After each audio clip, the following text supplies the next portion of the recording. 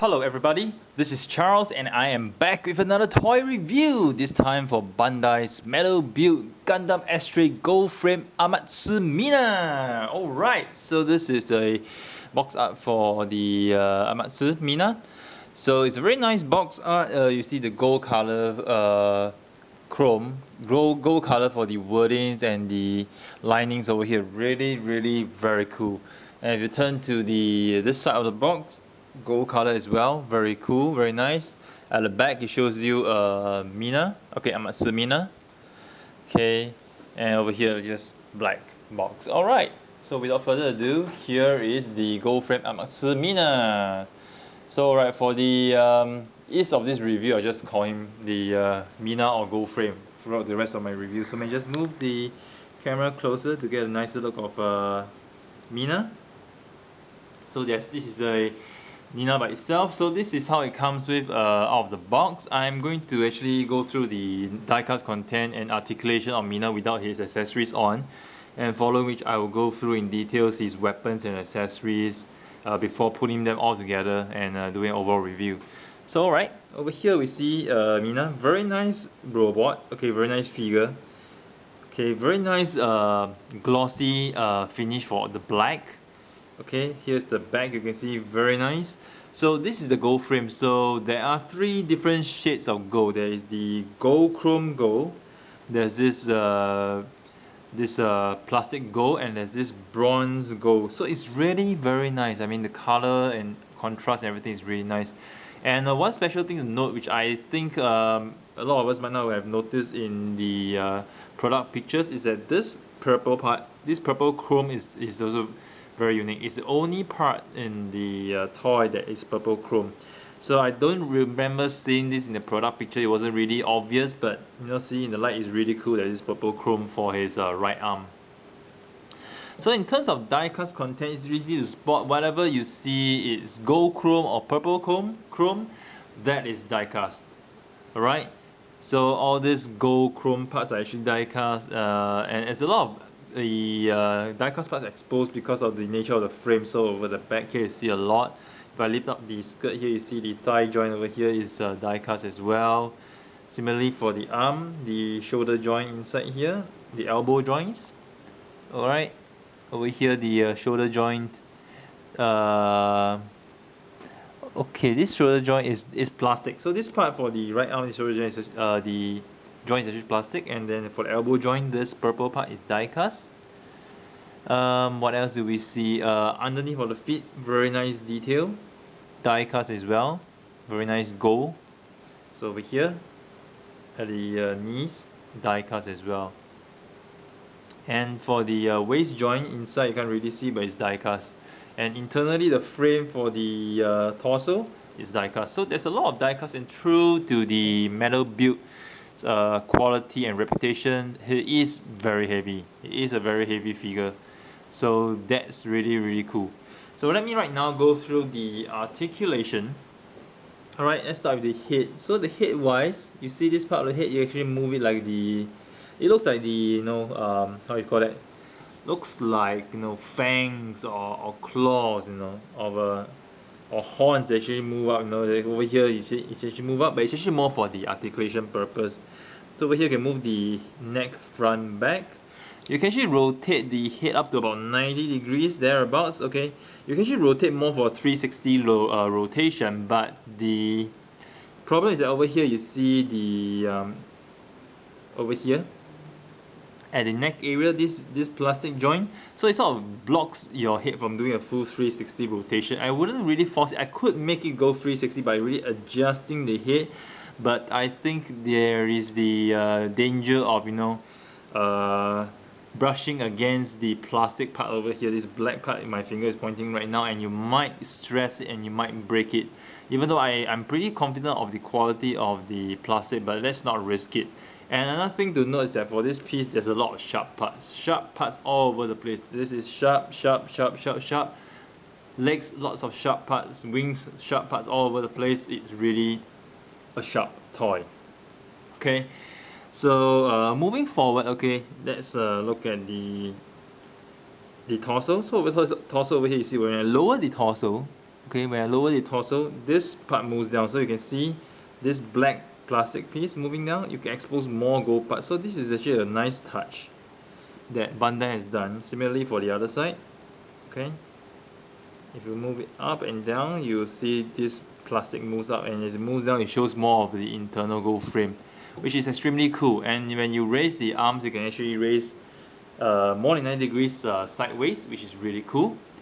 Okay, in terms of joint quality wise, the shoulder joints are not very tight, but they are decently tight, such that I think when you hold items or weapons, it wouldn't fall. But the swivel joints over here at the shoulders, they are extremely tight, really extremely tight. Alright, similarly goes to the double jointed elbows, very tight as well. Okay, so swivel joint over here for the shoulder, very tight, very tight, really extremely tight. Same for the side motion as well, and then for the double jointed elbows, very tight as well. Okay, well, this looks like a semi-boxing pose right now. Okay, let me just straighten the arms. Okay, in the meantime, let me just wipe my sweaty palms. Okay, in terms of the torso wise, it does have a little bit of slight side to side motion. Okay, you can see over here, very slight side motion, probably about 10 degrees max, I guess. Okay, let me just hold it because it's so tight. I really need something to help me grip. Yeah, so there's about 10 degrees left and right, so there's not a lot of motion over here. But in terms of moving the torso forward, you can actually move it up this much. And as you move the torso, you can realize, you see at the back, the pistons actually move as well. So over here, you see this part. Okay, as I move the torso up, okay, let me just try not to block it. So it's so sharp. Okay, see, this piston moves up. So it's really cool. I mean, I really have to admire and acknowledge the details and the level of details that Bandai has gone into making this figure. Extremely cool. In terms of waist rotation, very slight as well. Okay, you can see over here. Okay, I'm gonna move down to the skirt level. Skirt level, you can move the side skirts up and down. Okay, front back skirts wise, you can actually move it up this much all the way if you want to. And for the back, okay, let me adjust this first. Okay, adjust it nicely. Okay, great. Let me just adjust the waist a little bit. Okay, and for the back, you can move them up over here. And as you lift up the back skirt, you can see there's this gold plastic at the bottom as well. So the level of detail is really impressive. Best part right now, I'm going to talk about the legs. Cool. So legs, widespread, you can spread this much. I think it's about 45 degrees thereabouts. But the wonder is that when you move the leg up, it's moved close to about 90 degrees, but as you start to move the leg downwards, just hold on to the knee portion first. You can see the thigh joint slide down. This thigh piece actually slides down according to the motion, which is really cool. Okay, let's see one more time. As I pull down, okay, it slides down. So cool. As it slides down, it shows more of the gold inner frame. It slides down this much all the way here. And yes, let's move this up this much over here. And when you move the lower knee, okay, double jointed knee as well, you can see the working piston over here. This gold piston part is moving as well. So it's really nice. So this is how much you can actually bend the knees, the legs rather. Yeah. So it's really nice, and I like it really for the detail they actually put in, you know, for this thigh plate. And once you actually put everything in, it covers up really nicely. See, it covers up really nicely. And then when you open it, showcase a lot of gold. As you can see, the internal gold chrome, which is die cast completely. So cool, so nice. Let me just put this back. Okay, there's a lot of sharp joints. Okay, my fingers are getting pricked as I'm doing this review for you guys. It's really sharp, a lot of sharp joints all over the place. It's really a sharp toy. Over here at the bottom wise, you can move the feet this much. Okay, you can rotate them sideways as well. Okay, and you can actually you can swing them sideways as well. I'm so sorry, swing them sideways as well, and you can actually rotate them slightly. So this is basically the figure for gold frame. really cool, very nice figure. Just it's really sharp. And as I mentioned to some of my friends earlier today, it's a very complex figure in the sense that there's a lot of there's a lot going on. You know, I mean, look at the design of the arms. If you read the Gundam, I think the side story, I can't remember what it's called. This arm and I think this shoulder plate comes from Blix Gundam that was actually destroyed by Kira Yamato using Strike Gundam. So Goldframe I think found it and then just took the arm of Blix Gundam and this shoulder plate and amongst other parts and weapons. So it's very unique in its design in the sense that there's really a lot going on and there's a lot of details which makes it such a nice and wonderful figure. Looking at all this at the back, you see there's so much going on in the back, so much details. Okay, I'm really amazed at how they came up with this, and paint application is really nice as well. For the so-called grey part, it's actually not grey, but a slight tinge of magenta or purple. So it's like slight tinge of a purplish grey or silver, you call it, which is very nice. Similar for this part as well. And this word, okay, Amatsu, actually in Chinese it's called Tian. Okay, which means sky or heaven. So it's really cool. And you look at the head sculpt, really interesting. Figures, really a lot of details, really amazing. Now I'm really simply impressed by the amount of details we have. So I'm gonna put the figure aside for a while. I'm just gonna showcase some stuff. I'm gonna show you the stand it comes with. Really nice.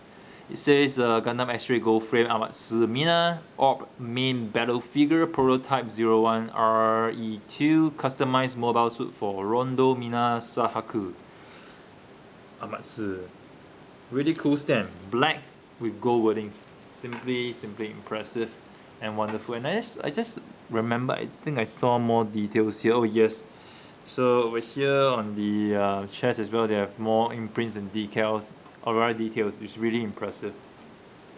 So right now I shall go through the review for the wings. Alright, this is the backpack, the wings, okay, which is one of the greatest features as well. And you see the Amatsu Tian word over here as well. Really cool. Very sharp piece, okay. When you spread the wings out, this is how much it spreads out, okay. And internally you can actually move this part as well. And this is actually a weapon. So you can actually remove this spear. Okay, insert it into this extension, okay, and this other end goes into here. So this is like a weapon, you know, a shootout weapon for Amatsu. I think probably when he's actually in this attack mode, he actually shoots out the spear to attack the enemy or to pierce them. It's really cool, very nice. Let me just take this out first and put the spear back in over here. It's facing really tightly so you don't have to worry about it falling. Over here you can actually extend this piece. Okay, it was not in any of the, what do you call it, the promotion pictures, and I'm not sure really how it works, but what you can do is you can actually extend this portion. So what you do is you clip down. So clip it down to release the catch, and then you pull it forward. You can actually extend the claw, or so you call it, the claw. Looks really amazing. I'm not sure how it works or the purpose of it, but it looks really amazing. So if you were to look at the wings this way, okay, I'm spreading it out. When you actually extend it, it looks really like a claw, you know, it looks like a claw of a crab. Okay, and I think this is the way you should angle it according to the instructions booklet. So okay, I'm gonna put this back in, lock it back. Okay, here. So this is a backpack. Really cool, really impressive. And in order to keep it, all you need to do is just to align this together. Okay, so this is like the closed mode for the backpack. Okay, so much about the backpack for now. I'll go back to the backpack in a while. But I'm gonna go through some of the weapons that it has. It has this very nice spear. Okay, this very nice looking spear. They're attached to the arm of Amatsu. Okay, she extend the spear. Okay, and this spear can actually open up to actually form a shield. I think it forms a shield. So you know, Amatsu has some defense as well. So this actually transforms to a shield, and then the shield, apart from defending Amatsu from the front, you can actually rotate the shield to actually defend Amatsu from the sides as well, which is really cool. I shall attach this to Amatsu in a while. Okay, when I actually attach all the parts to him. So you can either have this shield portion, spear portion, or you have the claw portion. So this claws, you actually lift this tab up and you pull it out when you hear a tap. Means you lock the claws in place. Really, really nice. Let me just put it here first. So it fits into the left arm. So when you flip in over here, okay, as a catch, just push it in, and there you have the claw. Amatsu having the claw of Wolverine. I'm sure this is inspired by Wolverine. All claws like this are inspired by Wolverine, like it or not. You can actually pull it back in, push it back in. Okay, release the catch. Okay, push back in and slide this down, and it's in. One thing about the claws is that when you actually slide it, you can actually clip it in to lock it in place, but it's really, really difficult to pull out because the claws over here are extremely sharp. Let me just take this out first, okay? So like I mentioned, the claws over here are really sharp, so when you want to pull it out, you tend to prick your fingers. So I was propose that you actually use a cloth or something to pull it out once you snap it in place. So once you pull it out, it snaps in place over here, okay? Locks it in place, but once you pull it back, similarly, let me just wipe the claws a little bit, okay, just to wipe any sweat or perspiration that's actually stuck inside. Okay, so once you put it back and you lock it in place, it's really difficult to pull out. It's painful, it's really painful. So I'm just going to leave the claw this way because I'm going to display Amatsu, Mina with his spear. I think the spear looks a lot more impressive than the claw. The claw generally in the instruction says it fits for the left arm, but you can put it on the right arm if you like to. See, it fits in really well as well. It fits over here. So you have two Amatsu, you can put two claws, one on the left and one on the right if you want to. Okay, so yeah, but granted it's quite difficult to get this figure, and having one is already quite a lucky thing to have. So I'm going to put this aside. Put this aside for a while as well. I'm going to go on to the next part of the weapon. So this is the gun that comes with a Blix Gundam that actually was taken by Amatsu. There's actually a handle for you to put in over here for Amatsu to hold, but I'm not going to show it in this review. I'm not going to hold it. And it comes with this giant blade that Amatsu can hold with one of his arms. But what you do over here, you can actually flip in over here. Okay, clip it in and locks it in place. Okay, and it comes with 3 spears. Okay, these 3 spears you can actually hold. Amatsu can actually hold in his hands as well. But most of the time, I think in most cases you probably want it to be inside the gun. So how you make sure that the spear stays in place? And make sure that this tab over here, okay, this tab over here, not really clear on my camera. Sorry, this tab over here is facing you. So when you slot it in, as long as the tab is facing you, when the spear reaches the center over here, it will lock in place by itself and it won't drop any further. But if you were to slide it in without the tab facing you, it can go all the way down over here. See? It goes all the way down over here, it doesn't lock. So in order for it to lock properly, you have to make sure that the tab is facing you when you're inserting it. Okay, and then it will lock in place in the center portion very nicely. So there's 3 of them. I'm going to do it 3 times, making sure it's facing me. Okay, lock in place. You hear a clip sound. Over here, the final spear. Okay. So very nicely in place. All 3 in place. Cool. Alright. And Amatsu comes with these 2 swords as well. These 2 very nice purplish metallic grey sword. You can actually combine them. Dual sword. Okay, reminds me of Freeland Gundam's dual beam saber, but this is a dual sword, which is much cooler in a sense to me. And there's also very nice engraving and wordings over here, which I can't. Let me see what it says in Chinese. It says 十束剑. It's like 10 blades or something like 10 十束剑. Yeah, I'm not sure what you call it. 10 blades or something. So it's really nice. And there's a detail on over here that can't be captured on my camera. It says Tian Amatsu. These details are engraved on the handle itself. So okay, over here. Alright, at this juncture I'm just going to stop the camera for a while because the time is running out, so I'm just going to continue right after this. I'm here to continue the second part of my review of Amatsu. So the second part of my review is more on the assembly portion, okay? Assembly wise, it's not as straightforward and easy as it seems, okay? Because there are certain things you need to take note when you assemble Amatsu. So for example, right now for a start, I'm just going to spread the wings wide because this will give me enough space for my hands to move. And when I spread my wings wide, you can actually see the details over here as well. So there are two parts for you actually to slot in. So one is this plastic metal part that goes to the bottom. Okay, there's a hole over here. Okay, you see the hole inside here. Alright, and then this golden this part which is die cast. This golden chrome part actually goes to the back over here and locks in by here. So first thing what you want to do, you actually smooth the neck backwards. Okay, it's much easier for you, in my opinion, to actually slot in the bottom, then align the top rather than go to the top and align the bottom. So what you're going to do, you're going to hold on to this portion, okay, this chrome portion. You're just going to push the plastic into the tab and it locks into place very nicely. So once you've done that, you actually raise this portion, okay, raise it, align it to the back, okay, and then you push it in as well. Be careful when you push it in because this part over here, okay, this is plastic, is aligned, so do not push it down here because if you push it here, I'm pretty sure you're gonna break something. The plastic is hard, but I think you're gonna break something. So when you push it, you gotta be really, really careful. What I do was actually to, okay, how did I actually do it just now? So what I did was actually holding the top over here rather than the bottom because this top is solid, and I push it in over here.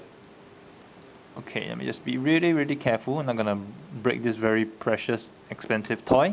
Okay, slot it in. So you push it at this part. Okay, this gold part.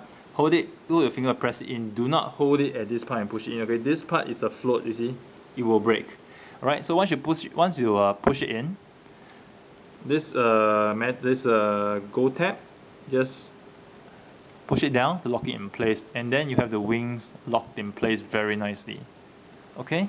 Over here we see, and then you can push the head backwards again to align him. So Amatsu here, very nice assembly. He is a little back heavy, but he can stand very much upright without falling. As you can see in this pose, he's standing upright without falling despite the weight at the back. Okay, he's standing upright without falling. Let me just align the thighs nicely first. So once the thighs are aligned nicely, you see it actually has a very good balance. It stands up really straight without falling backwards. Okay, despite the weight of the back of the wings. Okay, we're gonna push it back over here very nicely.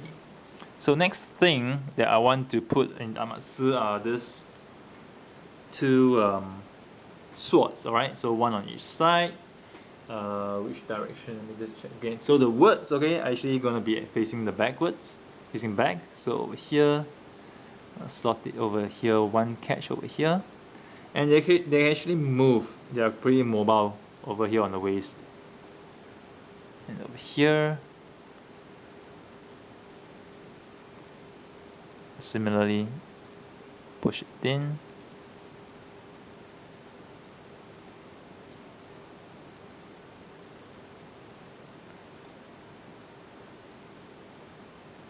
Okay, got it nicely in place. Right, so the swords are actually now on the side of his waist. Really impressive. Next, what I want to put in is actually this, okay, for the arm. So you need to actually raise the, you need to raise the shoulder blade up quite a lot. And in order for it to not block any motion, you got to move the arm slightly upwards. And from here, you slot it in. Okay, so this way it wouldn't block any motion, because if you were to put the arm really straight, okay, let me just show you a demo how it looks like. Okay, when you slot it in, okay, it's gonna fit in under here and it's really tight. So you can't really move the arms after that because it's really tight, because you're going to be blocked by this part. So in order for this to actually fit in nicely, you need to move the arms slightly outwards, right? It's just slightly outwards. Okay, you fit it in such that it's just behind this portion over here, is just behind the shoulder part. Okay, lock it in place nicely. Done. And now the most complicated part, which is this. So earlier on I showed that you can actually put the claws, okay, but now I'm going to show you that you can actually put this spear as well. But once you put the spear in, it actually restricts the motion quite significantly because of the way the spear is actually placed at the back. Let me just move the frame, okay, the arm a little bit. Okay, so right now I'm going to insert the spear. I'm actually going to raise this part up so it's easier. I'm going to put the spear at the back, go through the back over here. Okay, you guys go through the back. And from here, you find the tab. And you slot it into the arm completely. Okay, very nicely in place. I'm going to place this down again. So here is Amatsu totally set up. So another way for you to do it is to put the spear first before you put on the wings, but I think it's actually safer to actually put on the wings first before you put on the spear. So this is Amatsu, very nice, well balanced. Okay, let me just put the camera back a little bit to show how well he's balanced over here. So there is a lot going on for this figure. There is a lot going on. So over here, you can see, very nice.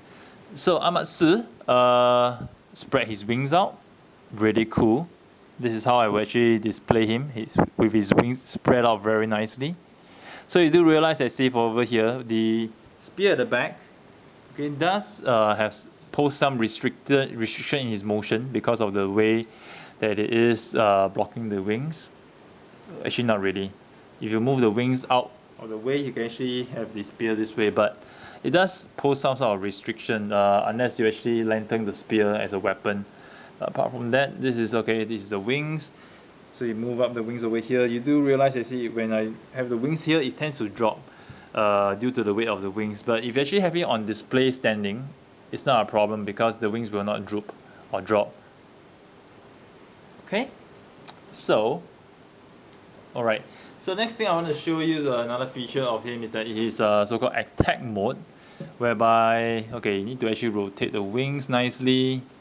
But as you rotate the wings, you do find that the shoulder part over here might block the wings as you rotate them. So the attack mode is actually not that easy to actually, it's not difficult, but it actually takes some effort for you to align it nicely for you to get to the correct pose. So similarly over here, what I'm going to do, just to raise, okay, the wings, rotate it nicely. As you rotate, you need to watch out for the sharp points and make sure you do not accidentally break anything. Okay, I'm just gonna adjust the wings a little bit more. See, I actually, oh, okay, gosh, I actually come to a standpoint. Oh gosh, okay. So I actually restricted over here a little bit. Okay, the wings are being blocked. Okay, managed to get the angle right. Okay, maybe what I'll do first, I'll just push the spear down. Okay, gives me a lot of clearance. Gives me more clearance, in fact. And yes, and hence I have the wings in the attack mode. Okay, cool. I have the wings in attack mode right now. So here we see the wings in the attack mode. Okay, from the top it's gonna look like this. Here's gonna look like this. Let me try to do quite a little bit of a dynamic pose if possible. Okay. Okay, looks pretty cool. Let me adjust the spear. Okay, it's really getting in the way. Oh, okay, the spear just came off. Oh well. Anyway, I'm just gonna sort it back in over here. Let me just take this part out first. So you see, this is a complex piece. It's complex in a nice way, just that sometimes you might get a little bit of frustration while trying to what do you call that? While trying to pose the toy or the figure. So here, but nice thing is that things fall out of place and not break. Okay, sometimes they are meant to just fall out so that it's easier for you to actually fix them. Let me just get this angle correct. Okay, so I got the spear in here, and this actually should face outwards. Yeah. No, it should face this way. Yeah. So over here, just gonna slot the spear back to the arm for a little bit of a dynamic attacking pose. Okay. Slot the other back here first. Open up the shield. Yep. So it has some sort of defense rather than offense. Alright. So you see Amatsu here having some sort of a little bit of an attacking pose, which is pretty cool.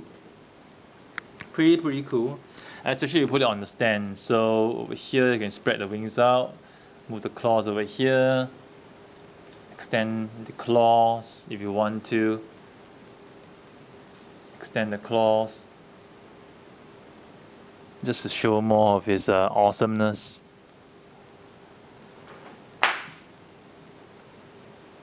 Yes. So here we have Amatsu. Yep, in a very quite impressive looking attacking pose. Alright. Cool. Really cool. Yep. So this is how Amatsu actually looks like in his attacking pose. Right. So it's a very nice figure, very cool figure. Kudos to Bandai for really making such an awesome looking figure. He does have his complexity, okay, I have to say. Like you do notice I do have some, I do pose, alright, I do face a little bit of challenge, you know, to pose him and to move certain parts because of so many sharp parts around and so many edges popping out here and there that makes it difficult to move certain parts. But overall, it is a very awesome figure. Another quality metal build figure. And it's really great that, you know, they have the gold chrome as the die-cast parts. And this gold chrome actually paved the way for what's coming, Strike Freedom Gundam. I think all of us have been waiting for it. Finally, it's happening. The pre-order is going to happen really soon. It's going to be a very popular figure, and I'm very sure it's going to be a sold-out figure. So that's one figure I'm actually looking forward to get, and that is going to be the next metal build figure that I'm going to do a review for. So here's Charles signing off with yet another toy review. I hope you guys have enjoyed it. Do stay tuned to my channel for more reviews next time.